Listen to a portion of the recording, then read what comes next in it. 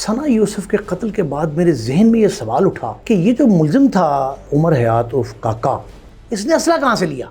दर आदम खेल लगा दूंगा यहाँ, अगले दिन टी शर्ट पहन के बैठ जाऊंगा। दर आदम खेल। पाकिस्तान में किस किस तरह का असला इस्तेमाल हो रहा है। फोन उठाने वाले, उठाई गिरे, घरों में चोरियां करने वाले, 3,000 रुपए से 5,000 रुपए की अच्छी टीटी आपको मिल जाती है, अच्छा पिस्टल मिल जाता है। जब ये पुलिस मुकाबला वगैरह होता है तो उनका एक आदमी ड्रैगन लेके, दैट्स हाउ जो इन्होंने पुलिस, मेरा ख्याल है 2016 में इन्होंने अटैक किया था छोटू गैंग ने। मिसाल हम इस तरह देते हैं 12 बोर्ड्स लकी कि अगर हाथी के सर पे मारे तो भेजा बाहर आ जाता है। पाकिस्तानी गैंगस्टर हैं, इनमें ये कलाशनिकोव का इस्तेमाल इतना आम क्यों है। वो पूरी दुनिया में इस्तेमाल होता है और पूरी दुनिया में नंबर 1 वेपन है वो। एक और मैगजीन आता है, वो होता है ड्रम ही है, बड़ी वाहियात चीज होती है, असल में वो रिकमेंडेड नहीं है, राउंड चीज होती है, कभी आपने मूवियों में कभी शायद देखा हो, उसमें 100 गोलियां आती हैं। अब आपसे इमेजिन कीजिए आपके पास एक राइफल है, उसके पास 100 राउंड है, यार आपने क्या आर्मी से लड़ना है। ये एक और टेक्निक पाकिस्तान में बहुत इस्तेमाल कर रहे हैं, वो होममेड टेक्निक है, मैंने भी की हुई है। अब ये मैं तरीका बता रहा हूँ, सीख लो बच्चों। कामरान साहब खुद जो है वो अमेरिका से ट्रैवल करते हैं, पाकिस्तान आते हैं, तो क्या अपना वो लाइसेंसी वेपन जो है यहाँ ला सकते हैं और क्या यहाँ ला के वो इस्तेमाल कर सकते हैं। लाया हूँ मैं वहाँ पे वेपन,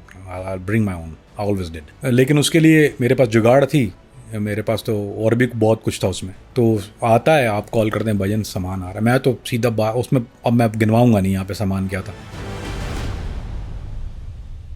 दोस्तों, जब इस्लामाबाद के वफाकी दारुल हुकूमत, वहाँ एक टिकटॉकर कत्ल होती है, सना यूसुफ, बड़ी खूबरू सीधी सादी सी बच्ची, डॉक्टर बनने की ख्वाहिशमंद थी।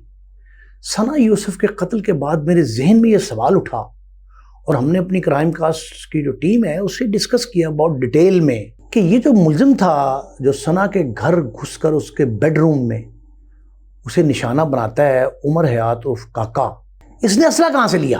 पुलिस की तफ्तीश, प्रोसिक्यूशन, अदालत में बयानात, जुडिशल जाने से पहले के सारे प्रोसेस, इन सब पे मैंने गौर किया कि कहीं ये जवाब मिल जाए। ये इतना ज़रूर मिला कि नाजायज़ था। भाई नाजायज़ था तो आया कहाँ से। क्या उसने किसी थाने के मालखाने से चोरी किया था काके ने। फैसलाबाद में उसके बाप के नाम पे लाइसेंस इशू हुआ था, किसी दोस्त से लिया, किसी से किराए पे हासिल किया, असला डीलर ने उसको नाजायज़ पिस्टल दे दिया, कहीं से तो आया होगा ना। ये सवाल मेरे जहन में जब आया तो ये सवाल जो है ना मज़ीद तूल पकड़ता गया कि आखिर ये पाकिस्तान में असले की भरमार जो है और जदीद तरीन असला जो है ये इतनी क्यों है। लाइसेंस जारी करने का इख्तियार तो वजारत दाखिला के पास है, ज़िले इंतज़ामिया की रिकमेंडेशन है, थाने की वेरिफिकेशन है, SP की मोहर तस्दीक है, लेकिन उसके बावजूद असला आता कैसे। क्या कोई देखभाल भी होती है, कोई वेरिफिकेशन होती है जिसको लाइसेंस जारी हो रहा है, और फिर लाइसेंस के बाद उसकी नुमाइश, वो सरेआम डाला कल्चर जो आ गया, वो पीछे बैठे होते हैं बंदूकें पकड़ के। ये कैरिंग ऑफ वेपन का जो परमिट है उसका उसूल, अच्छा उसके में तो मुझे पता लगा था कि वो जाली भी जारी हुए परमिट, एक दौर में मुझे खबर मिली थी ये, और बड़ी तस्दीक हमने इसकी की थी। फिर सना यूसुफ के कातिल को जब मैंने उसके मुबैना जो कातिल था उमर हयात काका, उसके मामलात पे गौर किया तो फिर एक और सवाल जहन में उठा कि ये बालाज, टीपू ट्रक वाले का बेटा, बिला ट्रक वाले का पोता, वो जो शादी की वलीमे की तकरीब में कत्ल हो गया नौजवान, उसके हमलावरों के पास असला कहाँ से आया। फिर ये भी सवाल उठा कि उसी दुश्मनी में टिफ़ी भट्ट के जो बहनोई हैं जावेद भट्ट, उनका बड़ा अंधोनाक कत्ल होता है। उस कत्ल में उनकी बीवी भी ज़ख्मी होती हैं, बच्चों को लेने जा रहे थे वो स्कूल, तो वो शूटर भी पकड़े जाते हैं। उन शूटर्स के पास असला कहाँ से आया था, किसने लेके दिया था। और अगर यही बातें मज़ीद तूल पकड़ रही हैं तो फिर ये पता लगा कि पुराने गैंगस्टर जो थे बड़े कई कत्लों में इश्तिहारी थे, अंदरून लोहारी के रहने वाले नीफा और बाबा, अगर उनके पास जो है जदीद असला ना होता और वो बैरून शहर, बैरून मुल्क जाकर रुपोशी इख्तियार करके पाकिस्तान आते थे, फिर वो बड़ा भारी असला इस्तेमाल करते थे, अगर वो ना करते तो कितनी जानें बच जाती। ये असले की दौड़ जो है ना, ये बड़ी अहमियत की हामिल है, और मेरा ख्याल है कि कई इंसानी जानों, कई ख़ानदानी दुश्मनियों, कई इंतकामात की सियासत, कई वाक़यात जिनकी बुनियाद असला ही बनता है। लेकिन मैं नहीं समझता कि 5 से 10% के अलावा बाकी में कोई जायज़ असला इस्तेमाल किया गया, और नाजायज़ ही होता है। नाजायज़ से मुराद ये है कि उनका लाइसेंस नहीं है असले का, कैरिंग ऑफ वेपन का परमिट नहीं है, अगर किसी का है तो इस्तेमाल कोई कर रहा है। गैर कानूनी तरीके जितने भी असले के इस्तेमाल के, वो सारे के सारे जो है ना वजूहात की बुनियाद बनते हैं। दुश्मनदारी जो है उसको बढ़ोतरी मिलती ही वेपन की वजह से।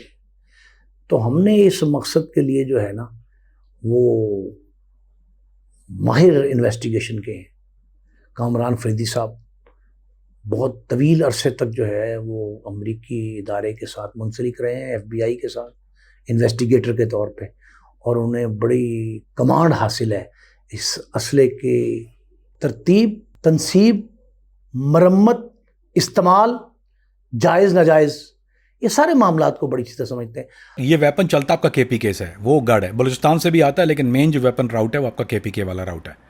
तो वो जो मसला ये होता है कि ज़ाहिरी बात है सुजुकी में डाल के तो नहीं लाते हैं। ये क्या होता है कि जो बसें चलती हैं, जो ट्रक चलते हैं, जो ट्रक और बसें, अब वो मुमकिन नहीं है वो इतनी बड़ी तादाद में पब्लिक बसेस और पब्लिक जो ये ट्रांसपोर्ट ट्रक्स होते हैं आपके, तो वो पैसा लेके, जैसे मैं आपको अपनी बात बता रहा हूँ, अगर मुझे अभी वेपन चाहिए, अच्छा क्लाशन चाहिए, मैं वहाँ जाके पेमेंट कर दूंगा, या मैं ऑनलाइन अगर ऑर्डर करूँगा, वो बस जो आती है ना, जो पब्लिक बस होती है, वो ट्रांसपोर्टर जो कंपनी है, ट्रांसपोर्ट कंपनी है, वो ले लेती है। उनके पास हिडन कंपार्टमेंट भी होते हैं, और वो उनका अंदर जो है वो मेल मिलाप भी होता है, डिपेंड कि आपको कितनी क्वांटिटी चाहिए। वो दोनों तरीके से हो जाता है। एक तो रिश्वत का मामला भी है हमारे यहाँ, वो रिश्वत दे के जो है वो उनको पता ही होता है कि कुछ ला रहा है, वो पहले से बंधा हुआ होता है कि मैं गुजर रहा हूँ, वो 2000-5000 जो भी उसका बंधा हुआ है वो दे देता है।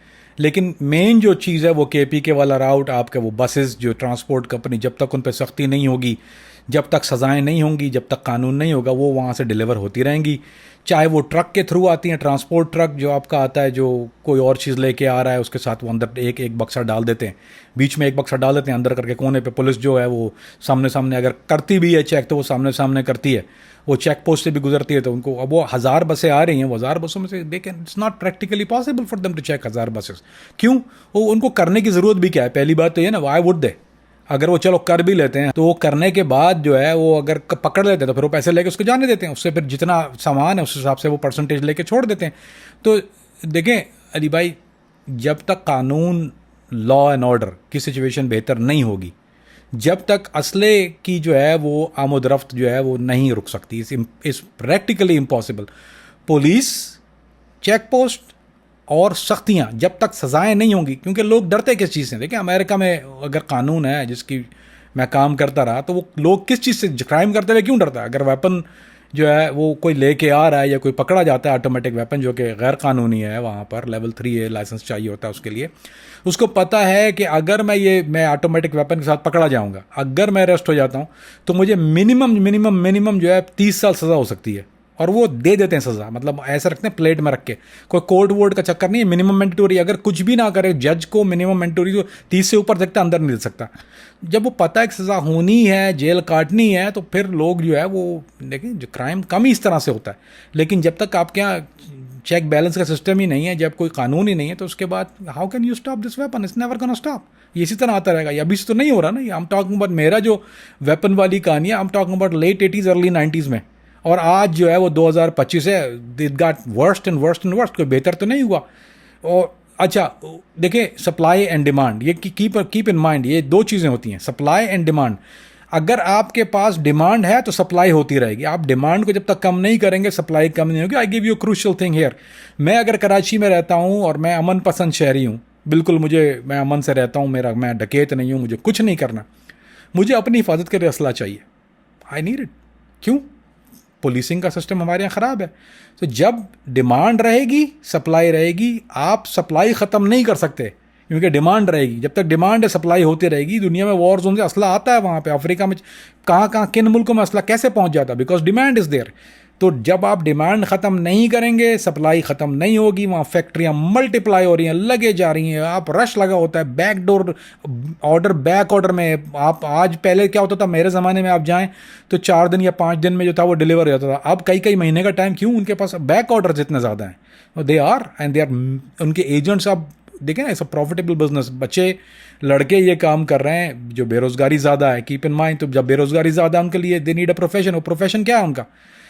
अकाउंट बनाए हुए हैं, फेसबुक के अकाउंट बनाए हुए, व्हाट्सएप के अकाउंट बनाए हुए, और सोशल मीडिया के कई जगह पे उन्होंने ऐसे अकाउंट बनाए हुए। आप वहाँ सिर्फ वेपन मारिए, देखें गन्स का मारें, फिर उसको आप वो मैसेज आ जाएगा थोड़ी देर में, आप उसे वो व्हाट्सएप नंबर देगा, व्हाट्सएप नंबर पे आप रब्ता करें, डन एंड क्लियर, इस हो जाता है। लेकिन इसको ख़त्म करने के लिए आपको डिमांड ख़त्म करनी पड़ेगी। I know this system, I work this system, both sides, that's the only solution. हमने अब जो है ना कामरान फिदी साहब से पूछा कि जी पाकिस्तान में किस किस तरह का असला इस्तेमाल हो रहा है, और कौन सा गैंगस्टर या जराइम पेशा शख्स या ग्रोह जो है वो किस तरह का इस्तेमाल करना पसंद करता है, कैसा असला है जो उसके ज़ेरे इस्तेमाल है। जो नॉर्मल फ़ोन लूटने वाले हैं, जितने फ़ोन उठाने वाले, उठाई गिरे, घरों में चोरियां करने वाले, वो उर्फ़ आम में उसको टीटी कहते हैं। दरा मेड होती है, 2 से 3 हज़ार रुपये की मिल जाती है, 2000 की पुरानी मिल जाती है, 3 हज़ार में अच्छी क्वालिटी की, 3 हज़ार रुपये से 5 हज़ार रुपये की अच्छी टीटी आपको मिल जाती है, अच्छा पिस्टल मिल जाता है, अच्छा पिस्टल, और वाइडली अवेलेबल। ये तो हम कर रहे हैं नॉर्मल लुटेरों की। अब now we come to a second category, जो बैंक रॉबर्स हो गए, जो घरों में डकैतियाँ करते हैं अच्छी जगह पे, अच्छे जहाँ पे गार्ड वार्ड होते हैं, तो उनके लिए पर 2 चॉइस ऑफ वेपन होती है। वो होती है क्लाशन AK-47 जिसको कहते हैं, वो भी दरा मेड, मेजॉरिटी दरा मेड यूज़ करते हैं। रशियन बहुत महंगी है और रशियन आती भी बहुत कम है, और वो दे आर रेयर। तो इनके पास रशियन नहीं होती, इनके पास दरा मेड होती हैं। Some of them are very very good, they बहुत अच्छे, हालांकि जैम होती हैं, ऐसा नहीं, टीटी भी बहुत बुरी तरह जैम होती है, लेकिन दे आर गुड, क्योंकि उन्होंने चलाना कम होता है, डराना ज़्यादा होता है। अगर आपके सामने क्लशन किसी ने तान दिया आपके सामने क्लशन, तो फिर आप क्या करेंगे? उसके बाद आपने हाथ ही खड़े करने, आप तो नहीं करेंगे वो ट्राई करे और लग जाए। Although they are not trained, but still they know how to use a weapon, उनको सिंपल ऑपरेशन आता है। अच्छा, ये हो गई सेकंड कैटेगरी। अभी Klashin is the most commonly use weapon. एक चीज़ है पंप एक्शन, इसको शॉटगन कहते हैं, रिपीटर कहते हैं शायद कराची की ज़बान में उसको, या पाकिस्तान उसका मून रिपीटर कहते हैं। It's a wrong thing to do, it's not a repeater, it's basically a pump action, या 12 गेज शॉटगन कहलाती है। और वो 12 gauge shotgun semi automatic weapon है, आप पंप करते हैं, बुलेट गोज, वो 12 बोर का कारतूस होता है, वो डिस्पर्स हो जाता है। उसकी एक बुराई ये है कि वो जो वेपन है, वो अगर आप क्राउड में फायर करते हैं, वो बेसिकली जो कारतूस उसमें, वो शिकार, यानी 12 गेज जो है वो शिकार के लिए बना था, सो नॉट इन्वेंटेड, जिसने बनाया था वो 12 गेज जो बनाया था वो किसी सेल्फ डिफेंस वेपन नहीं था। हालांकि उसमें डिफरेंट स्लग्स आते हैं। उसकी क्वालिटी है कि जैसे अगर आपने AK-47 ली, तो AK-47 में एक ही स्टाइल की बुलेट है, तरह की नहीं, तरह की तो डिफरेंट है। उसमें 3 तरह की मेन कॉमन बुलेट्स हम उसको कहते हैं। एक तो ये फुल मेटल जैकेट, जो पाकिस्तान में मेजॉरिटी इस्तेमाल होती है, फुल मेटल जैकेट बुलेट होती है, कॉपर कोटेड होती है, फुल मेटल जैकेट है, वो एक ही कॉपर होता है उसमें। फिर हमारे यहाँ जो बाहर अगर आप देखेंगे, वो पाकिस्तान में कम लोग इस्तेमाल करते हैं, उनके पास पैसा समझ है, वो कम इस्तेमाल करते हैं, वो होती है जो चॉपर बुलेट कहलाती है। वो डाइस बुलेट होती है, चॉपर बुलेट होती है, वो डिस्पर्स हो जाती है, और वो थोड़ी ख़तरनाक है, लेकिन वो महंगी होती है, लोग कम इस्तेमाल करते हैं, पीपल यूज़ चीप बुलेट। और नंबर 3 ट्रेसर। जो ट्रेसर बुलेट ये होता है कि वो इट लाइक अ फायर, वो आग जब आप चलती है, वो जंग के ज़माने में असल में इसलिए इस्तेमाल होती है कि वो जब फायर कर रहे हैं, तो वो कुछ 3 या 4 ट्रेसर, आप 3-4 सॉलिड बुलेट मारते हैं, और ऊपर जो आपका ट्रेसर होता है, ट्रेसर टेल यू कि आपका टारगेट जो है वो इसको हिट कर, और वो निशाना यानी लाइटनिंग सी होती है, वो बेसिकली एक लाइटेड बुलेट होती है वो, और वो जाके आपको पता चलता है कि टारगेट को हिट कर रही है या नहीं करी, देन यू डू, और देन वो सिग्नल के लिए भी इस्तेमाल होती है। That's not our subject. So mainly जो ये हम 12 बोर की बात कर रहे हैं, या जिसको 12 गेज कहते हैं, ये 12 बोर होता है। तो इसमें डिफरेंट अक़साम होती हैं। इसमें बर्ड शॉट आता है, स्लग बर्ड शॉट आता है इसमें, जिसमें छोटे छोटे छर्रे होते हैं, और वो जब आप फायर करते हैं तो ये इट्स अ प्लास्टिक बुलेट होती है, ये आगे से प्लास्टिक होती है, ये डिस्पर्स हो जाती है, और छोटे छोटे, और उसमें डिफरेंट कैटेगरी के होते हैं। उसमें बर्ड शॉट है, बक शॉट कहते हैं उसको, बर्ड शॉट कहते हैं। लेकिन अब जो उन्होंने मॉडिफाई कर दिया उसको, उन्होंने उसको स्लग मॉडिफाई कर दिया। स्लग मॉडिफाई का मतलब ये होता है कि 12 बोर की शॉटगन के अंदर स्लग डाल दिया। एक इतना बड़ा लोहे का चीज़ होती है, वो स्लग, जैसे जो कारतूस जिसको कहते हैं, वो एक स्लग होता है, और वो स्लग जाके लगता है। उससे मसला ये होता है कि अगर वो आपको लग जाए, it's a very heavy and big thing. उसकी रेंज ज़्यादा नहीं होती, लेकिन अगर क्लोज रेंज में आपको मारा जाए, तो वो फिर it hit you like a truck hit you, फिर बचना बहुत मुश्किल हो जाता है। नॉर्मल बुलेट से यू कैन सेव, अगर आपको मेन आर्टरीज पे नहीं लगी है, so you can be save. लेकिन जब स्लग आपको लग जाता है, देयर इज़ नो वे, क्योंकि वो basically bust you wide open. यानी वो, अगर मिसाल हम इस तरह देते हैं 12 बोर स्लग की, कि अगर हाथी के सर पे मारें तो भेजा बाहर आ जाता है। I mean just to give you an idea how deadly it is. तो ये हो गया नॉर्मल डकैतों। अब जहाँ तक हम now we get into the Kacha gang, और ये जो है जहाँ पे बिल्कुल ये अपनी अपनी ज़मीनों पे, सम ऑफ देम हैव, मेरा ख्याल है एक के पास 600 एकड़ है, मेरा ख्याल है वो एक है गैंग जो 600 एकड़ इसके पास ज़मीन है, वो 600 एकड़ उसको, he rule the 600 acres of it. उनके पास अब चूंकि वहाँ पुलिस होती नहीं है, they are it's like a no man's land, उसको वाइल्ड वाइल्ड वेस्ट कह लीजिए आप। वहाँ पे वो RPG रॉकेट प्रोपेल ग्रेनेड उसको कंधों पे डाल के घूम रहे होते हैं। रॉकेट प्रोपेल ग्रेनेड के अलावा एंटी एयरक्राफ्ट उनके पास होती हैं, माउंट व्हीकल, माउंट भी है वो, माउंट बिकॉज हैवी वेपन, वो बहुत हैवी होता है, तो आप उसको ट्रांसपोर्ट कंधे पे रख के नहीं घूम सकते, you have to have a pickup truck जो होता है, वो हमारे यहाँ कराची, पाकिस्तान में, सिंध में, इंटीरियर में और पाकिस्तान में भी ज़्यादातर वो हाइलक्स इस्तेमाल करते हैं, छोटा वाला टोयोटा हाइलक्स, उसके ऊपर जो है वो पीछे डाल देते हैं, या दे माउंट इट ओवर देयर, दोनों तरीके से इस्तेमाल होती है वो। और उससे ये होता है कि अगर आपके ऊपर somebody फायरिंग बैक टू, तो इट्स ईजियर टू मनूवर, तो वो जो ड्राइवर है वो यानी वो यूजली चलाता रहता है और आप उससे रिपीटेडली फायर कर रहे हैं। ये एंटी एयरक्राफ्ट की बात कर रहा हूँ मैं। इनके पास पीका है, जो पीके राइफल है, वो 100 राउंड ड्रम उसके नीचे होता है। They are not too many of him but they have it. इनके पास जो मेन वेपन है वो क्लाशन ही है, और वो क्लाशन 7mm राइफल यूज़ करते हैं, स्नाइपर राइफल्स हैं वो। इनके पास है एक ड्रैगनोव कहलाती है वो, कच्चे के डाकुओं के पास कुछ ये वीडियो में लेके ड्रैगनोव बैठा हुआ था, तो वो Dragunov is basically a Russian sniper rifle. और वो ड्रैगनोव जो है वो AK-47 की एक एक्सटेंडेड शक्ल कह लीजिए उसको। मैकेनिज्म वही होता है, बैरल लॉन्ग होती है, 7.62 7mm या 7.62 जिसको आप कहते हैं, वो बुलेट इस्तेमाल करते हैं।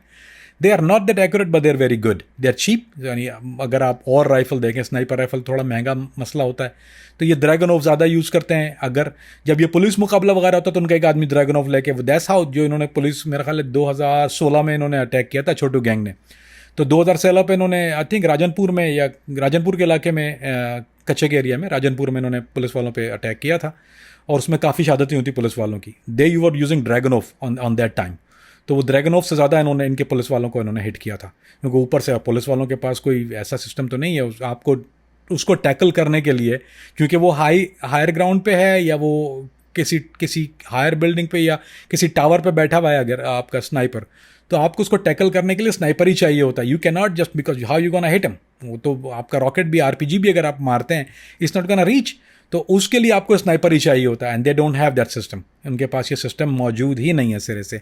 G3 से आप टैकल कर सकते हैं, लेकिन you have to be very good at it. वो मॉडिफाइड वर्जन है G3 का, जो HK91 जिसको हम कहते हैं, वो मॉडिफाइड वर्जन है जिसपे आप स्कोप लगा के, बड़ा स्कोप, लेकिन that's a very expensive recipe. Police वालों के पास गोलियां नहीं होती चलाने के लिए, गाड़ी में पेट्रोल नहीं होता इनकी। अगर आप लिटरली हालत देखें, मैंने अपनी आंखों से देखी हुई है, जो बख्तरबंद गाड़ियां उसको कहते हैं, वो बख्तरबंद नहीं बल्कि बख्तरबंद गाड़ियां, ला हौल वला कुव्वत, टीन का डब्बे लगे, वो टीनों, वो बेचारे उसमें सुराख हुए में, उसमें बैठे हुए, उसमें अंदर से गोलियां, राइफलें जैम हो जाती हैं। Can not tackle this guys. So to help you understand, ये 3 कैटेगरीज हैं जो पाकिस्तान में वेपन की, लेकिन मदर ऑफ ऑल ये पिस्टल जो सेल्फ डिफेंस के लिए करते हैं वो TT ही होता है। एक स्टार का है जो इन लोगों के पास होता है, वो चाइनीज स्टार है, 9mm नहीं होता, क्योंकि 9mm का बुलेट बहुत महंगा है। ये TT यूज़ करते हैं, वो रशियन कैलिबर है, स्पेशल कैलिबर, दुनिया में ज़्यादा इस्तेमाल होता नहीं है, वो सिर्फ इन्हीं इलाकों में, पाकिस्तान में या जो गरीब ममालिक हैं अफ्रीका वगैरह में वो जाती हैं। और it's not a very effective weapon, it's लोहा कह लीजिए उसके ऊपर, मैं भी कुछ कहने वाला था, लेकिन आप वो लोहा कह लें उसको, वो हथौड़ा ही है एक तरह से। It don't shoot well but it's of the purpose, क्योंकि फियर फैक्टर हो जाता है, आपके सामने किसी ने पिस्टल निकाल लिया, you gonna give up and you surrender, that's it. अच्छा, क्लाशनकोफ कल्चर जो है वो कराची के तनाजुर में बिलखसूस और पूरे पाकिस्तान में बिलमूम जो है वो बहुत इस्तेमाल होता है। तो कामरान फिदी साहब से हमने पूछा कि ये जो पाकिस्तानी गैंगस्टर हैं, इनमें ये क्लाशनकोफ का इस्तेमाल इतना आम क्यों है, और क्या दुनिया भर में गैंगस्टर भी इस तरह के जो है ना क्लाशनकोफ इस्तेमाल करते हैं, या उनके ज़ेरे इस्तेमाल असला जो है ना वो जदीद तर्ज का कोई और है? क्लाशनकोफ एक यूनिवर्सल वेपन है, AK-47, वो क्लाशनिकोव जिन्होंने, तो वो AK-47 जो है असल में वो AK-47 है, वो यूनिवर्सल वेपन है, वो पूरी दुनिया में इस्तेमाल होता है, और पूरी दुनिया में नंबर 1 वेपन है वो। दुनिया के कई ममालिक उसको बनाते हैं, अंडर लाइसेंस भी बनाते हैं, और हमारे यहाँ तो अंडर लाइसेंस नहीं बनता, हमारे तो दुप्पल बनती है वो। लेकिन वैसे जो दुनिया में इजिप्ट बनाता है उसको अंडर लाइसेंस, यूगोस्लाव था उसको यूगो बोलते हैं, यूगोस्लाविया बनाता है उसको under licence. Romanian Klashin is very very good, Romania बनाता है। चेकोस्लोवाकिया बनाता है, मैन्युफैक्चर करता है AK-47 को।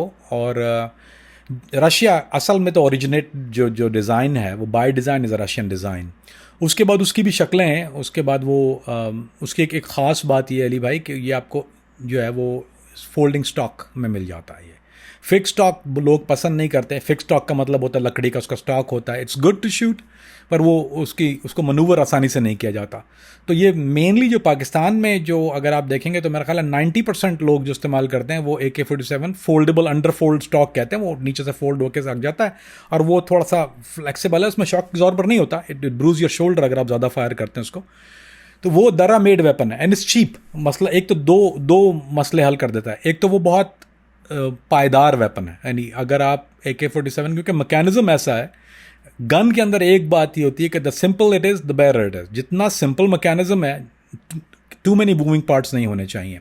AK-47 बाय डिज़ाइन जो है वो not too many moving part. एक तो ये गैस पावर्ड नहीं है, ये मैनुअल पंप है, तो इस सस्ता होने की वजह से, इफेक्टिवनेस इसकी वजह से, और फिर इसकी एज, आप 10 साल के बाद भी क्लशन उठाएंगे। मैंने सीरिया में जो क्लशन का इस्तेमाल देखा है वो ज़बरदस्त होता है। वो क्या करते हैं, वो एक पीपा रख लेते हैं पानी का, क्योंकि बैरल गर्म हो जाती है। एक तो मज़े की बात यह कि इसके अंदर 30 राउंड जो इसका मैगजीन होता है वो 30 राउंड का होता है। फिर उसके बाद एक्सटेंडर मिल जाते हैं आपको, 40 राउंड का भी मिल जाता है। That is like a banana clip जिसको कहते हैं। वो कर्व में होता है, बनाना क्लिप इसलिए कहते हैं, कर्व में होता है बनाना की तरफ, उसको बनाना क्लिप कहते हैं। वो दो तरह के, एक प्लास्टिक होता है और एक मेटल होता है। जो ओरिजिनल आता है वो मेटल होता है। फिर उसके बाद ये प्लास्टिक मॉडिफाइड या आफ्टर मार्केट उसको प्लास्टिक कहते हैं, वो ज़्यादा बेहतर, लेस जैमिंग, मोर इफेक्टिव इस प्लास्टिक मैगजीन। अब जो सीरिया में हम लोग इस्तेमाल करते थे जब वो या और जो दहशतगर्द तंजीम है वो इस्तेमाल करती थी, तो वो साथ में एक पानी का पीपा रख लेते हैं। अब आप नॉर्मल वेपन के साथ ये नहीं कर सकते, ये this is only can be done with Klashin. उसको आपने 30 या 40 राउंड या 80 राउंड या 100 राउंड के बाद वो उसकी बैरल गर्म हो जाती है। मेटल, कीप इन माइंड, जब मेटल गर्म होता है तो मेटल की एक अजीब बात ये कि मेटल एक्सपेंड होता है। यानी अगर आपकी वो मेटल लोहे की बैरल है, जैसे जैसे गर्म होता जाएगा मेटल एक्सपेंड होता जाएगा, तो उसकी रेंज कम होना शुरू होता है। एक टाइम ऐसा आता है कि अगर आप, जैसे इसका एक और मैगजीन आता है जिसको हम ड्रम मैगजीन कहते हैं। वो drum magazine could be 50 round and 100 round, दो तरह के होते हैं। वो होता ड्रम ही है, बड़ी वाहियात चीज़ होती है। असल में वो रिकमेंडेड नहीं है। जो सही में सेल्फ डिफेंस, जो लोग गनों को समझते हैं वो कभी ऐसी मकाना हरकत करते नहीं है। वो क्या करते हैं, वो एक ड्रम मैगजीन कहलाता है। वो राउंड चीज़ होती है, कभी आपने मूवियों में कभी शायद देखा हो। उसमें 100 गोलियां आती हैं। अब आपसे इमेजिन कीजिए आपके पास एक राइफल है, उसके पास 100 राउंड है। यार आपने क्या आर्मी से लड़ना है? अच्छा, उसका डाउन साइड ये है अली भाई कि वो वेपन जो है, वो जब कोई कंपनी गाड़ी बनाती है ना, तो वो उसके अपने हिसाब से उसके डायमेंशन टायर्स होते हैं। किसी के 16 इंच होते हैं, किसी के 18 इंच होते हैं, किसी के 20 इंच होते हैं। क्यों बनाती है कि वो फ्रेम को बैलेंस करने के लिए वो टायर साइज ज़रूरी होता है। इसकी हैंडलिंग जो होती है वो टायर, अब लोग क्या करते हैं, उसको मॉडिफाई करके, किसी के पास 16 इंच टायर हैं। ये पाकिस्तान ने बहुत ज़्यादा नीड फॉर स्पीड, अमेरिका में भी करते हैं बच्चे, उसको बड़े रिम लगा लेंगे शोशा के लिए। उससे जो उसकी परफॉर्मेंस का बेड़ा गर्क हो जाता है, इंजन पर लोड आ जाता है। इसी तरह से जब आप कोई कंपनी वेपन डिज़ाइन करती है तो वो उसके साथ एक रिकमेंडेड क्लिप होता है, 30 round, 40 round, 20 round, 10 round.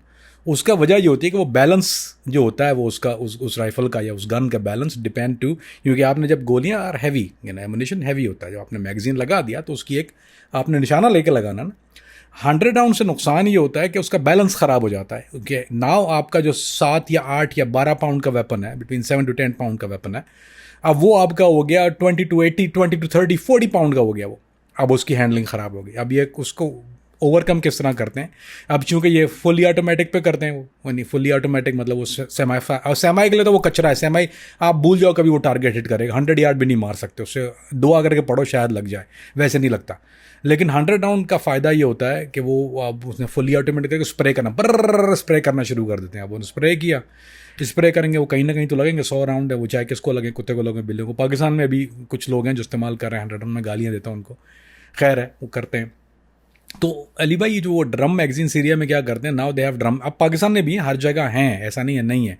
40 round तो बहुत ही कॉमन है। Actually it have to be 30 round clip, यानी ओरिजिनल जो 30 राउंड क्लिप है उसको रिप्लेस करके 40 राउंड लगा देते हैं। ये एक और टेक्निक पाकिस्तान में बहुत इस्तेमाल कर रहे हैं, वो होममेड टेक्निक है, मैंने भी की हुई है, इससे मज़ा नहीं आता। वो क्या करते हैं, 2 क्लिप को टेप लगा देते हैं, एक 30 राउंड इस तरफ और 30 राउंड इस तरफ। आपके 2 क्लिप को उन्होंने उल्टा करके एक साइड यहाँ से एक साइड टेप लगा दिया।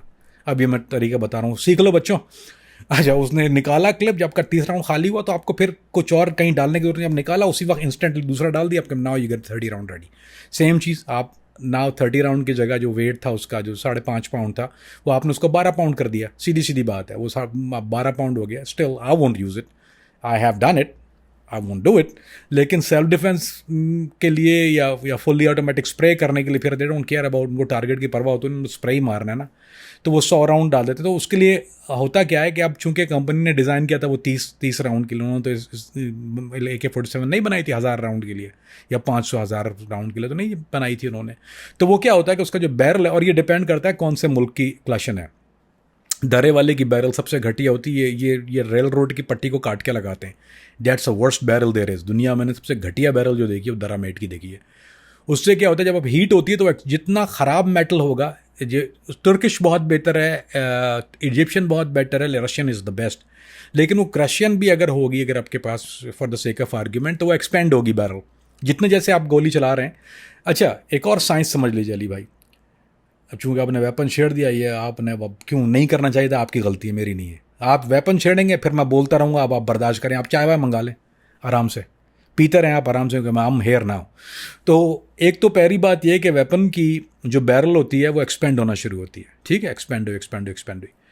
वेपन का सिस्टम समझ लीजिए। बुलेट क्या होता है, ये लोग समझते हैं कोई जादू है। आपने बुलेट ने जो है वो हेड पे हैमर लगी, जो उसके अंदर गन पाउडर है उसने इग्नाइट किया, इग्नाइट करके जो सिक्का होता है, जो फ्रंट जिसको कहते हैं, यानी हेड जो होता है, वो बाहर निकला। अच्छा, जिस तो फिर आप कील ले लें। कील से जब आप गोली को मारेंगे तो वो सिक्का उस तरह से नहीं जाएगा जिस तरह गोली का जाता है। अगर आप मिसाल के तौर पे पाइप गन बनती हैं, पाकिस्तान में पाइप गन भी होती हैं, वो पाइप गन जो होती है, अगर आप उसमें ग्रूव नहीं होती, वो 12 बोर की नॉर्मली होती है। लेकिन जस्ट मैं समझाने के लिए कह रहा हूँ, अगर आपने AK-47 की बुलेट ली, उसको किसी बैरल में रखा, किसी भी लोहे की चीज़ में रखा, बड़ी सी, यानी पूरी गन बैरल नहीं है, और उसके पीछे हथौड़ा मारा, चल जाएगी वो भी। लेकिन होगा क्या कि वो कुछ करेगी नहीं, नुकसान। क्यों? साइंस उसके पीछे ये है कि जब बैरल के अंदर होती हैं ग्रूव्स, ग्रूव क्या मतलब, यानी लाइनें बनी हुई होती हैं। जब गोली पुश करती है, पुश करने के बाद धक्का मारती है वो सिक्के को। जब सिक्के को वो धक्का मारती है अली भाई, तो वो सिक्का क्या करता है कि वो बैरल में फंसता है। वो थ्रू नहीं होता, कोई लूज चीज़ नहीं होती, वो फंसता है। और उसके बाद जो जो ग्रूव्स हैं, जो कि लाइंस बनी हुई हैं, वो बैरल, वो गोली को घुमाती हैं, एंड इट गोज लाइक, घूमती भी जाती है, and that's the effective range. इस तरह से बनती है गन की। वो जितनी लंबी बैरल होगी उतनी लंबी रेंज होगी। साइंस, जितनी अच्छी ग्रूव होंगी उतनी अच्छी गोली घूमेगी। तो यही वजह है कि जब गोली लगती है तो वो परफेक्टली आपको सीधा घुस के क्लीन नहीं निकलती। जब वो लगती है उसके बाद वो सीधी खड़ी हो जाती है, net does the artery damage या बोन डैमेज जो वो करती है, उसकी वजह से कि वो सिक्का खड़ा हो जाता है, उसका लगने के बाद आपका एंगल चेंज हो जाता है। अब एक और बुलेट आती है, उसको हमने नाम लिया था, उसको शार्पनर कहते हैं, उसको अंग्रेज़ी ज़बान में उसके लिए ख़ास लफ्ज़ है, लॉ इन्फोर्समेंट उसको हॉलो पॉइंट कहते हैं। वो हॉलो पॉइंट जो होती है वो अंदर से खाली होती है, यानी it's not a full metal jacket नहीं होती। पाकिस्तान में जो बुलेट नॉर्मली आप देखते हैं लोग चलाते हैं, वो हम लोग कभी भी पाकिस्तान में कभी भी वो बैरल, वो मैं कभी बुलेट में अपने गन में डालूँ ही ना। उसकी वजह यह है कि वो फुल मेटल जैकेट जो गन होती है, जो बुलेट होती है, वो सिर्फ रेंज के लिए होती है, यानी सिर्फ निशाना लगाने के लिए होती है, रेंज में जाके प्रैक्टिसिंग के लिए होती है। वो प्रैक्टिकल नहीं होती क्योंकि उसका डैमेज इन्फ्लिक्ट नहीं होता। हम लोग यूज़ करते हैं हॉलो पॉइंट या हॉलो पॉइंट प्लस या ब्लैक टैलेंस। वो अंदर से हॉलो होती है, अंदर से खाली होती है, और उस पर एक निशान लगा होता है चार तरफ से कट का। जब वो बुलेट आपको लगती है तो वो लगने के बाद टूट जाती है अंदर जाके, और फिर वो आपकी जो मेन आर्टरीज हैं या ब्लड लाइन के साथ वो ट्रांसफ़र करती है, move to your heart, move to wherever. अब यहाँ गोली लगी है ना, तो डॉक्टर यहाँ ऑपरेट करेगा, ये इतना काट के वो गोली नहीं निकलती कभी भी, वो पाकिस्तान में निकल जाती है। हम लोग जिस बुलेट को इस्तेमाल करते हैं वो यहाँ अगर घुसी है उसको फिर एक्सरे करना पड़ता है, कभी यहाँ से निकालनी पड़ती है, कभी यहाँ से निकाल, कभी निकलती भी नहीं है, वो उसी से मौत हो जाती है। That's the best way. तो पाकिस्तान में वो जो बैरल एक्सपेंड होती है, या सीरिया में जो बैरल एक्सपेंड होती है, जो लोग जानते हैं, ये तालिबान भी करते हैं, ये सेम थ्योरी इस्तेमाल करते हैं। वो डब्बा रख लेते हैं, उसमें पानी होता है, तो आपने वो क्लशन की जब बैरल गर्म हो जाती है, वो रेड हॉट हो जाती है, वो आप हाथ तो लगा नहीं सकते उसको, तो वो पानी में डालते हैं, आवाज़ आती है, बैरल ठंडी होगी, फिर निकाली आपने, फिर चलाना शुरू कर दी। That's the durability of AK-47। आप ये काम M16 या किसी और गन के साथ नहीं कर सकते, वो जैम हो जाएगी, उसको मॉइस्चर के लिए होती नहीं है। तो ये जो डिज़ाइन था ये AK-47 का, I praise it much more because I love it that much, although I will never use it, but I like it in circumstance. अल्लाह ना करे मुझे कभी ऐसे सर्कमस्टेंस में जाना पड़े जहाँ मुझे क्लशन यूज़ करनी पड़े। It's not accurate, it's not good, but it's durable and it's cheap. तो ड्यूरेबिलिटी और चीप होने की वजह से वो पाकिस्तान में और दुनिया के जितने दीगर ममालिक हैं, अफ्रीका हो गया, जितने भी आप वॉर जोन देखेंगे ना अली भाई, चाहे वो जैसे मलेशिया या इस्तेमाल करे, चाहे वो नेपाल के अंदर हो, चाहे वो इंडिया में हो, चाहे वो कहीं पे भी हो, आपको एक गन दिखेगी, वो दिखेगी AK-47, the mother of all evil. Is cheap, is simple, is durable. आपने मट्टी में दबा दें, हमने किया हुआ है तजुर्बा इसका, मट्टी में डाल दी है, कीचड़ दबी हुई है, निकाली, ज़मीन पे मारा, ठा ठा ठा करके मारा, पाप, start shooting again. That's only AK-47। आप किसी और गन को ज़रा सा गंदगी आ जाए, ज़रा सा भी अगर थोड़ा सा भी जिसको जो बुलेट के अंदर से जो गन पाउडर होता है, अगर वो ज़रा सा बैठ जाए किसी गन के अंदर, तो वो डिसफंक्शनल हो जाती है, it's not good any more, वो जैम हो जाती है, इट्स नॉट गना फंक्शन। उसका जो अपर सिस्टम, उसको हम राइफल का अपर कहते हैं, वो जो अपर है वो जैम होना शुरू होता है, उसको क्लॉग कहते हैं, क्लॉग हो जाता है, उसमें जैसे कीचड़ जैसी बन जाती है और वो उसको जैम कर देती है। लेकिन क्लाशन एक ऐसी चीज़ है बाय डिज़ाइन, इतना सब ब्यूटीफुल थिंग। तो यही वजह है कि पाकिस्तान में वो बहुत ज़्यादा इस्तेमाल होती है और सस्ती है और कम खर्च बाला नशी, वज़न में पूरी बोरी बनी ब्रांड आटा।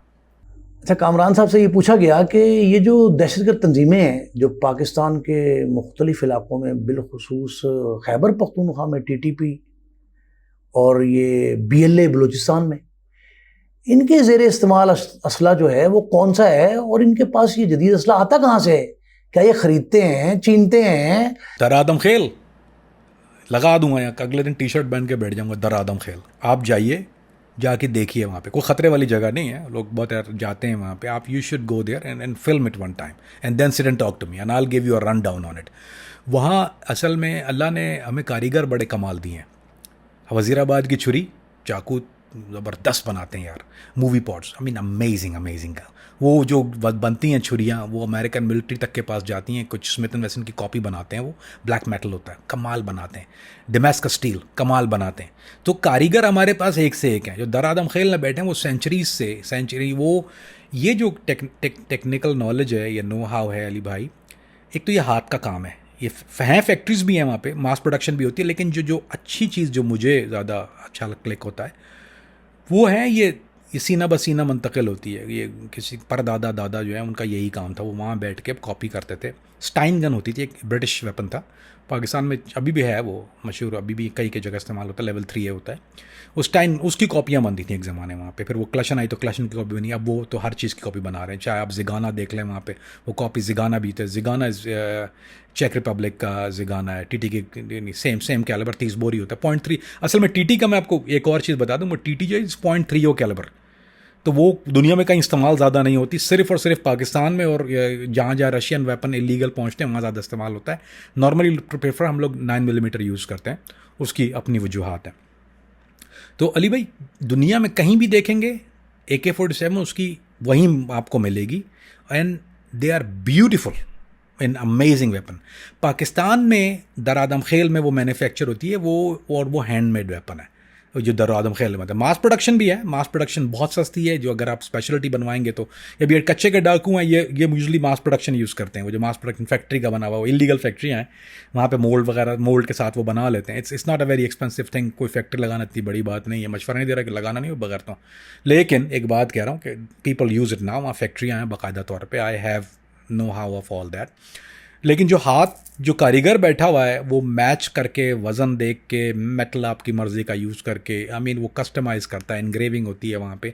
It's a beautiful thing. वो दरादम खेल है, वहाँ आप चले जाइए and you can get anything. अब वो चूँकि हुकूमत के रेट वहाँ पे ज़रा कमज़ोर है, they can not crack down on it, और somehow they may be they don't want to do it, I don't know. ये मेरा, I am not a qualified person to answer this. लेकिन वो वहाँ से बनते हैं and then it reaches all over the country. चाहे वो BLA वाले हों, TTP का तो खैर घर की खेती है, मतलब अफ़गानिस्तान से आ जाता है बहुत बड़ा weapon.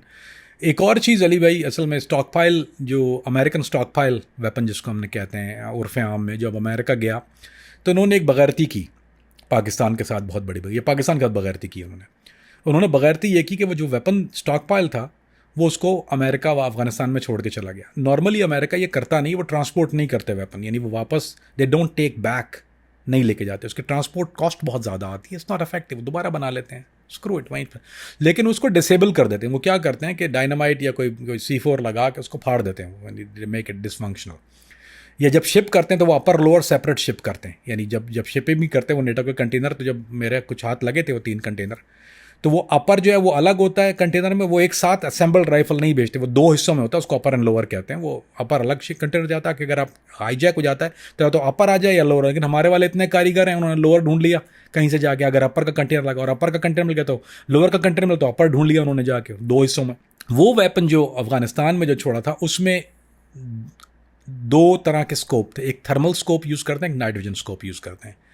That is very very expensive. वो $10,000 का स्कोप है, लेकिन वो अगर अफगानिस्तान से अब पाकिस्तान आता है तो वो $1,000 से $1,200 का मिल जाता है। वेपन सिस्टम मैंने लोगों को पता किया, वो कर कोई 1,500 का भी किसी ने लिया है, किसी ने $2,000 का भी लिया। डॉलर में बात करता हूँ, मुझे रुपये समझ में नहीं आते। तो वो एक तो वो बुराई भी है कि वो M16 या M4 का जो वर्जन है वो एक अफगानिस्तान से बहुत पाकिस्तान आया है, क्योंकि वो तालिबान के पास चला गया था वो स्टॉक फाइल, जब अमेरिका छोड़ गया।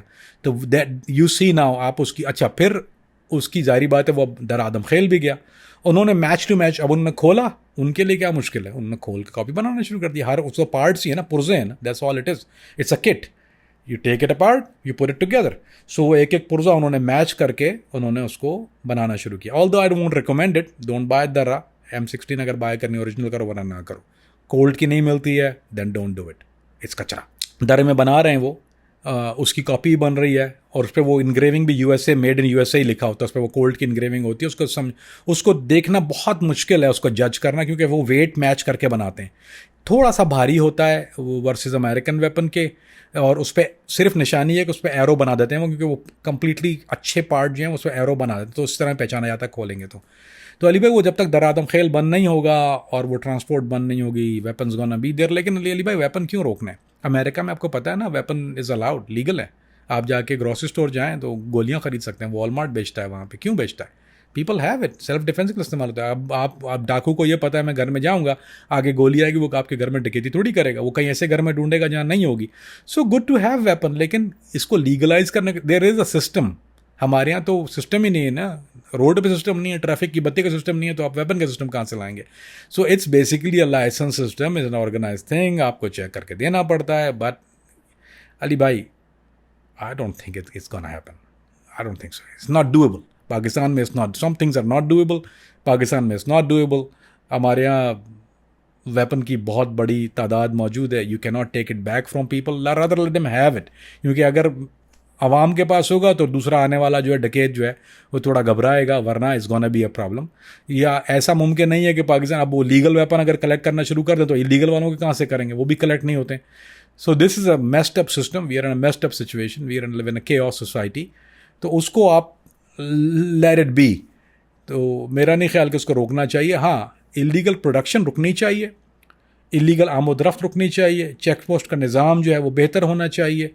वहाँ पर पुलिस के अलावा रेंजर्स की भी हैं, लेकिन ये कि it have to be much more needed for that. उनके पास वो भी ऐसा नहीं है कि चेक पोस्ट पे बड़ी तादाद उनकी नहीं होती है, they can not control, barricade ज़्यादा लगाए हुए नहीं हैं। It have to be barricaded, it have to be, everything have to be cleared. Scanner system America में होता है, वहाँ स्कैन हो जाता है अगर आपका ट्रक गुजर रहा है। अब अमेरिका में क्या होता है कि वो स्कैनर सिस्टम लगे हुए हैं हर हाईवे के ऊपर, जब वो ट्रक गुजरता है तो वो स्कैन हो जाता है, उनको अंदर पता होता है क्या हो रहा है।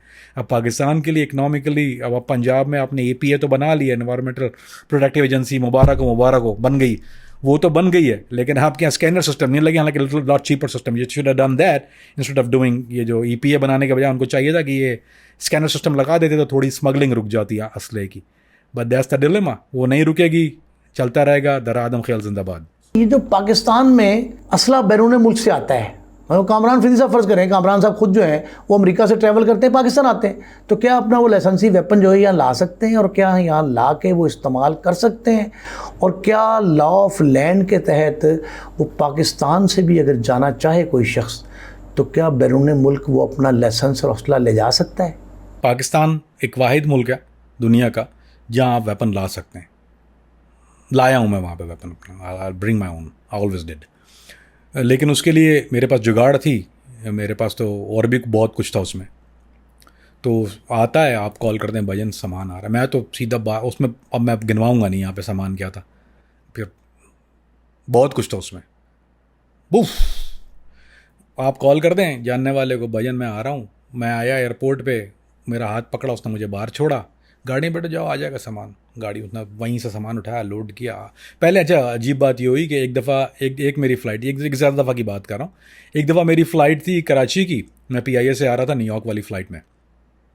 अनाउंस हुआ कि वो अच्छा वो लाहौर स्टॉप ओवर होती है रीफिलिंग, या लाहौर के पैसेंजर होते हैं वो लाहौर कराची जाती है, तो बाज़ दफ़ा रीफिलिंग होती है तो प्लेन चेंज नहीं होता। एक दफ़ा मेरा से सामान था तो अनाउंस हो गया एयरपोर्ट पे, ओ भाई वो ये जो प्लेन चेंज होगा। मैंने बंदे को, मेरे पास सैटेलाइट फ़ोन था लकीली, मेरे तो हालत पसीने खड़े हो गए क्योंकि मैंने कराची में जुगाड़ करके आया हुआ था, तो लाहौर में तो मेरी जुगाड़ थी नहीं। मैंने उसी बंदे को कराची कॉल किया, मैंने कहा वो भैया ये तो लाहौर कस्टम हो रहा है। बोला फिक्र नहीं करो, उतर जाओ, कोई बात नहीं, हो जाएगा हो जाएगा। लाहौर उतरा हूँ, उन्होंने देखा सामान जो है वो नथिंग, कुछ नहीं होता। जब मैं कराची पहुंचा गाड़ी में, उन्होंने, मुझे तो पता भी नहीं, मैंने अपने बैग्स देखे, मैं तो घर जाके बैग चेक किए, वहाँ आ जाते हैं। तो एक तो ये मसला है कि आप ये पाकिस्तान एक वाहिद मुल्क है, अमेरिका से ले जाना लीगल है, इट्स नॉट इलीगल। आप अगर डिक्लेयर कर दें it's not illegal to do it. वैसे भी वो अमेरिका जाने वाले सामान को चेक नहीं करता, आने वाले को ज़्यादा चेक करता, उनको नहीं केयर किया। उनको ये मसला है कि पैसे मत लेके जाओ, $10,000 $12,000 उसकी कुछ लिमिट है, आई थिंक $10,000 ज़्यादा कैश आप नहीं ले सकते टू डिक्लेयर इट। लेकिन आप वेपन ले जा सकते हैं कहीं भी, वो आप क्योंकि आप ले जाएंगे फिर आपको वहाँ डिक्लेयर करना पड़ेगा ना। तो पाकिस्तान में लीगल तरीका ये है उसका कि अगर अमेरिका से लेके आ रहे हैं, आप पाकिस्तान ले आए, फिर आपका अगर पाकिस्तान में ऑलरेडी लाइसेंस है तो, या जुगाड़ है, मेन लोग इन लाइसेंस के रफड़ में पड़ते नहीं, जुगाड़ होती है या कस्टम में पैसे दे दिए उसने, आपने जाके वहाँ पे खुला ही नहीं आपका सामान। होना ये चाहिए, लीगली ये होना चाहिए कि आपका लाइसेंस है, वो नंबर है, आपने दिखा दिया कि मैं इस वेपन को इस लाइसेंस पे ले रहा हूँ, उस पर चढ़वा दूंगा। क्योंकि आपके यहाँ अमेरिका में लाइसेंस पे वेपन नंबर लिखा होता है, अमेरिका के लाइसेंस पे वेपन नंबर नहीं होता। आप लाइसेंस इश्यू हो गया, अब आप जो दिल चाहे कैरी करें, जो दिल चाहे, मतलब लेवल सेमी ऑटोमेटिक में, फुली ऑटोमेटिक नहीं। तो पाकिस्तान में ये फड्डा है कि आप ले जाएं और जाकर धक्का मारा, हो गया इशू, हो गया, आपने फिर उसको घर पर रखो या उसको डकैतियों में इस्तेमाल करो या घर लूटो या बच्चा अगवा करो, you can legally do it. It's not suppose to, but this is the dilemma of customs. Pakistan custom जो है वो चेक नहीं रखती है। सारी और भी चाहिए चीज़ें, शराब कहाँ से आती है, वेप कहाँ से आते हैं, और नाम लेना शुरू करूँ, सब चीज़ें कहाँ से आती हैं, उधर से ही आती हैं, और कहाँ से आती हैं। सामान उठा और वो गाड़ी में डाल देते हैं, they'll take, अच्छा लोडर वो सेटिंग कर देते हैं आपको तो कुछ। अच्छा मैं तो खैर बहुत क्योंकि मेरे पास हैवी ड्यूटी सामान था इसलिए मैं तो जुगाड़ करके आया था। लेकिन वो लोडर जो है ना, खाली लोडर, वो खड़ा होता है, बोला साहब कराना है, बोला नहीं यार आया जुगाड़, वरना बोलता करा दूँगा, कोई मसला नहीं, दे देना बता देगा, बोलेगा $200-300 ले देगा। वो लोडर पैसे लेके वो सामान आपका बाहर दे देता है, it's no problem at all. तो इस हद तक मामला ख़राब है वहाँ का। अच्छा, अब एक अहम सवाल ये है जो फरीदी साहब से हमने पूछा कि पाकिस्तान में असले की कानूनी तौर पर ख़रीदारी का तरीक़ाकार क्या है, और जो ख़रीदते हैं उन्हें लाइसेंस जारी करने का क्राइटेरियन क्या है, किस बुनियाद पर दिया जाता है, उनका बैकग्राउंड चेक होता है, उनकी हिस्ट्री चेक होती है, उनके ख़ानदान का पस मंज़र चेक होता है। ये सारे बड़े अहम सवालात हैं। और बिलखुसूस ये कि जब लाइसेंस जारी हो जाता है तो क्या वही शख्स जिसके नाम पे लाइसेंस है वही इस्तेमाल करता है या उसकी प्रॉक्सी कोई और भी इस्तेमाल कर सकता है? पाकिस्तान में देखें अली भाई, ज़रूरत लाइसेंस तो वैसे भी बन जाता है। अभी मुझे जब मैं जा रहा था पाकिस्तान तो मैंने कॉल किया था बंदे को, बोलते यार लाइसेंस आपका रेडी होगा, कोई मसला नहीं, आ जाना पहले से। अब उसको मेरा ज़ेर ज़बर अलिफ अनार नाम रद्दा नहीं पता, आ जाना हो जाएगा। That's exactly how it was. हर चीज़ आ जाना हो जाएगा, हो जाता है वहाँ, और हो ही जाता है। पैसा खर्च करो तो लाइसेंस बन जाता है। वो ऑल पाकिस्तान भी होता है, एक तो लोकल आपकी गवर्नमेंट लाइसेंस बनाती है, फिर उसको वो ऑल पाकिस्तान पैसे लेके बनता है। वो 1 लाख रुपए का भाव चल रहा है आजकल का मेरा ख्याल है। 90,000 से लाख 1.5 लाख डिपेंड करता है आपकी कैसी जुगाड़ है। उसमें आपने लाइसेंस बनवा लिया, फिर उस पर एंडोर्समेंट होती है ऑल पाकिस्तान की, फिर आप उसको लेके पूरे पाकिस्तान घूमें। फिर उसके बाद एक और एंडोर्समेंट होती है, उसके बाद 144। अगर 144 लगी हुई है, दिफा 144 में आपको वेपन पे पाबंदी होती है पाकिस्तान में, तो वो 144 का परमिट होता है कि आप 140 की एंडोर्समेंट हुई, आप 144 में लेके घूम सकते हैं। वो बेसिकली होता है कि अगर आपका बहुत कैश का काम है, वो होता इसलिए है कि अगर आपका कैश का काम है, ये वो बिग बिजनेस, लेकिन उसको लोग अब यूज़ करते हैं। तो वो वेपन से, जहाँ तक बात है बैकग्राउंड की, अली भाई बैकग्राउंड कभी जाके थाने जाइए, उसको बोला मेरा बैकग्राउंड सर्च करो, करेगा बैकग्राउंड आपका सर्च सही तरह से। किधर का बैकग्राउंड, कौन सा कंप्यूटर सिस्टम, कौन सा डाटाबेस कहाँ है, हाँ कि कोई डेटाबेस है आपके यहाँ पाकिस्तान में? अली भाई कोई बैकग्राउंड नहीं होता। एक वो बैकग्राउंड उनका होता है जो पकड़े जाते हैं, इनको जेल हो जाती है, फिर उनका होता है कि ये पहले पकड़ा गया था, that is a background system. वो सिर्फ एक ही है, अमेरिका की तरह नहीं है आपने नाम डाला बैकग्राउंड पूरा आ गया है। It's not this. लोग जिनको कैरेक्टर सर्टिफिकेट जो थाने से पैसे लेके कैरेक्टर सर्टिफिकेट, बाहर कुछ मुल्क खलीजी ममालिक कैरेक्टर सर्टिफिकेट मांगते हैं, कुछ अमेरिका में कुछ जगह कैरेक्टर सर्टिफिकेट कुछ कामों के लिए पहले होता था, उनको बाद में पता चल गया कि तो पैसे दे के बनता है। तो पुलिस के पास जाओ, बोलो कैरेक्टर सर्टिफिकेट चाहिए, बोलो ये पैसे बता देगा, वो 1000-500 रुपये लेता है, कैरेक्टर सर्टिफिकेट बना के दे देगा। उसको क्या पता आपका कैरेक्टर क्या होता है। असल उसका तरीका ये होता है कि आपके घर के या मोहल्ले में जाकर वो तहकीक करे, वो थोड़ी को पुलिस वाला भेजते हैं तहकीक के लिए। यूजुअली असैलम के लिए भी होता था वो तहकीक, तो इंक्वायरी भेजते हैं, लेकिन अब वो नहीं होता। वो आप कोई बैकग्राउंड सिस्टम पाकिस्तान में कोई ऐसी चीज़ है, डेटाबेस है ही नहीं ना, किसी चीज़ का डेटाबेस नहीं है। तो वो जब तक डाटा नहीं होगा, जब तक वो डीएनए का एक चक्कर है पाकिस्तान में, वो डीएनए घंटा लाओगे आप। जब डीएनए का डेटाबेस नहीं है तो आप डीएनए कहाँ से डायरेक्ट करोगे उसको। तो that's the stupidest thing in a world. हमारे यहाँ सिर्फ ईपी है मुबारक लाहौर के अंदर, बस दैट्स ऑल वी गॉट, बाकी और कुछ नहीं है।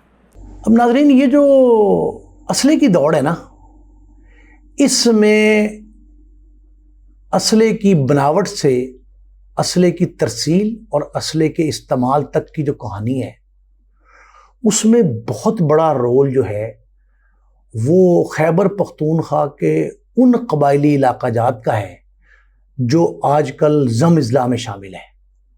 लंडी कोतल से दर्रा आदम खेल, ये दर्रा मेड असला जो है, अब हम एक दफ़ा वहाँ गए थे लंडी कोतल और उससे आगे तक गए तोरखम बॉर्डर तक। नाजरीन, वहाँ मुख्तलिफ तर्ज के पिस्टल के बेल्ट से लेके ना, जो पटका बांधा जाता है, बेल्ट और गोलियों से लेके पिस्टल से क्लाशनकोफ तक, राइफल, बड़ी बड़ी AK-7 राइफल जो है, उन राइफल्स तक के मुख्तलिफ पार्ट रस्सियों से लटकाए होते हैं।